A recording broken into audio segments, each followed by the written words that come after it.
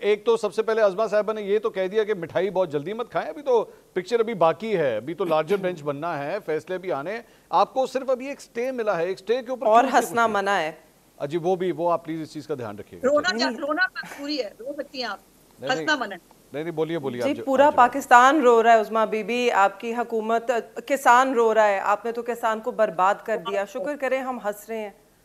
Wow, 2 किसान मारे थे आपकी हुकूमत। मुझे तो हंसी, मैं समझा देती हूँ कि मुझे हंसी क्यों आई, मैं वजाहत कर देती हूँ। मैं आप पे मेरा बिल्कुल कतन ये मायने नहीं था कि मैं आपको आप खुद से हो जाएं या आपको नाराज़ करूं। हंसी मेरी इसलिए छूटी क्योंकि आपने कहा रेट्रोस्पेक्टिवली कोई कानून अप्लाई नहीं करता, तो मुझे याद आया कि जब पीडीएम की हुकूमत थी और आप लोग कानून साजी कर रहे थे और आप कुछ तरमीम लाना चाहते थे जिसकी बिना पर आप चाह रहे थे कि मियाँ साहब के जो केसेस हैं जिनमें उन्हें सज़ा हो गई है वो उसमें बरी हो जाएं, तो तब वो रेट्रोस्पेक्टिवली आप अप्लाई कराना चाह रहे थे और इसी तरह का कानून बना रहे थे। तो मुझे वो याद आया and the irony of it मेरी हंसी छूट गई। आई एम सॉरी, माफ़ी मांगती हूँ।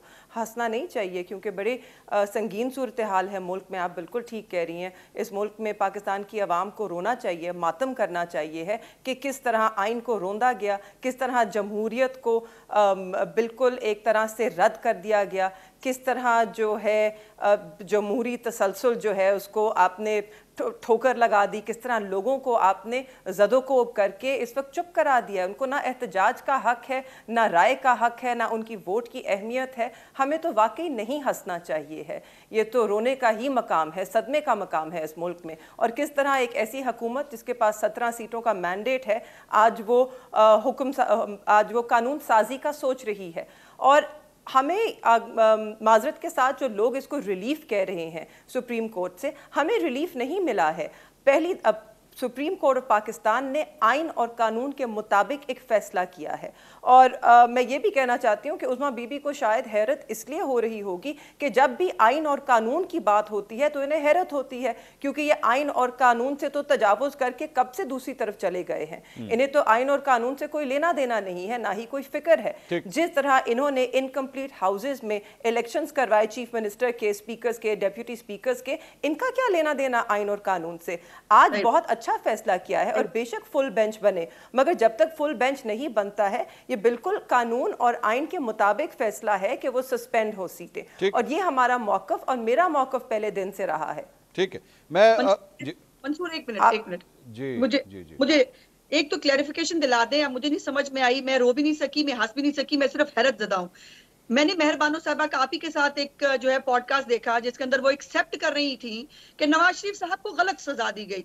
आज वो मोहतरमा मुझे बैठ के बता रही हैं हंसने के बाद बात पे आई कि कानून जो है वो उसको रिस्पेक्टिव नहीं होना चाहिए था, क्योंकि एक बंदे के साथ बकौल इनके गलती हुई थी लेकिन उसको दुरुस्त नहीं करना चाहिए।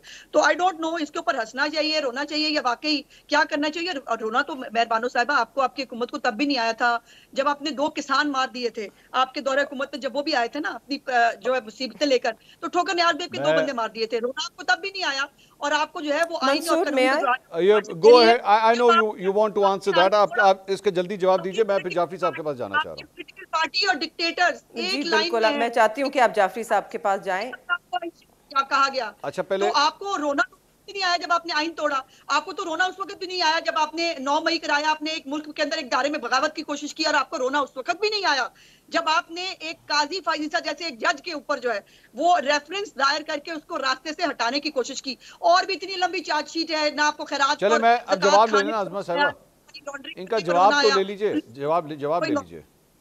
जवाब ले लीजिए मेहरबानी साहब, जवाब दीजिए, मैं फिर जाना है जाफरी साहब के पास, आप दे दीजिए इसका जवाब। जी बिल्कुल, थैंक यू कि उज़मा बीबी ने इसको इस नुक्ते को उठाया और मुझे मौका दिया कि मैं वजाहत करूं। बिल्कुल उज़मा बीबी, मैंने तब यही कहा था कि जो साकिब निसार साहब ने उनको इकामे के ऊपर नाअहल करार दिया वो उनके साथ नाइंसाफ़ी थी, क्योंकि मेरे में इतनी इखलाकी जुर्रत है कि मैं सही को सही और गलत को गलत बोलूँ। मगर उसमें, और वो शायद हमारी ऑफ कैमरा गुफ्तगू हुई थी, बट आज ऑन कैमरा पे ये आ जाएगी बात। मगर मेरा अभी भी मानना है कि रसीदें एवन फील्ड अपार्टमेंट्स की आपने नहीं दी, ये नाइंसाफ़ी मुल्क के साथ हुई।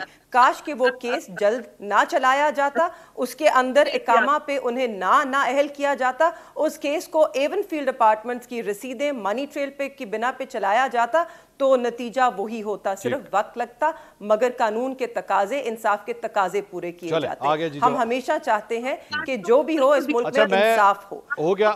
डिक्लेयर के मेहर बानो कुरैशी तो रसीदें निकाल दीजिए उस्मा बीबी, आप रसीदें ले आइए ना बीबी साहिबा, आपको किसने रोका है? आपके पास तो इतना वक्त है, फोर्ज लेटर्स ले आए तो रसीदें तो ले आइए। We can't hear you.